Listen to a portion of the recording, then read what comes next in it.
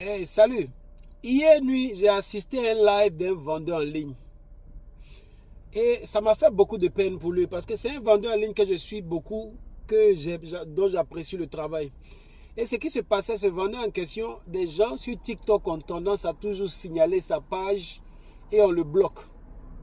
Ok? Il était vraiment fâché naturellement. Mais je fais cette vidéo là pour juste attirer ton attention. Toi qui décides de te lancer dans le business, surtout en ligne, où tes ventes vont se baser sur les lives ou sur des posts que tu vas faire sur les réseaux sociaux. Je veux que tu te prépares seulement à cette réalité-là.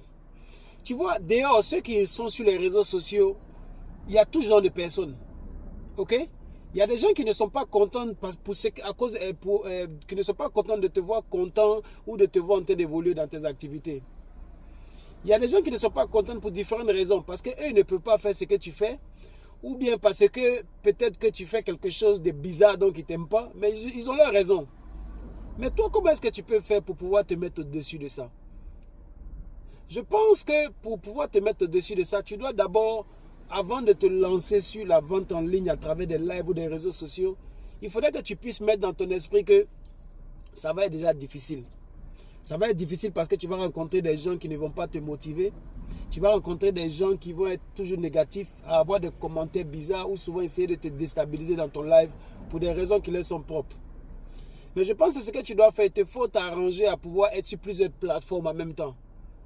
Là, lorsque ces personnes-là réussissent à te bloquer quelque part, toi, tu passes à autre chose, tu passes à une autre plateforme. Aussi, il te faut peut-être avoir une autre stratégie lorsque tu vas en ligne. Parce que ce que je remarque, c'est que tous ceux qui vendent en ligne sur les plateformes, ils sont en live, ils présentent leur truc, ils te disent il faut faire un screenshot et puis le amener. Mais et si maintenant, à chaque fois que tu présentes tes produits, pendant que tu es en train de faire le live, et si tu prends le temps, chacun des produits là, tu fais le live sur tel produit, en te disant qu'à la fin de ton live, tu dois pouvoir prendre des clips de chacun des produits que tu as présentés pour pouvoir reposter ça. Ça, au moins, ça pourra t'aider à pouvoir capter des clients. Parce que même si tu ne peux plus aller en live, mais les clips que tu auras fait, tu peux les reposter parce que ces clips-là donnent toutes les informations sur le produit en question et sur comment les gens peuvent te contacter. Donc, lorsqu'on te bloque en live, tu peux toujours poster. Et parce que tu peux poster ces clips-là avec ton détail, etc. pour choisir. En fait, ce que je veux te dire, c'est que face à la difficulté, tu es obligé de trouver une autre façon de te positionner pour toujours rester actif.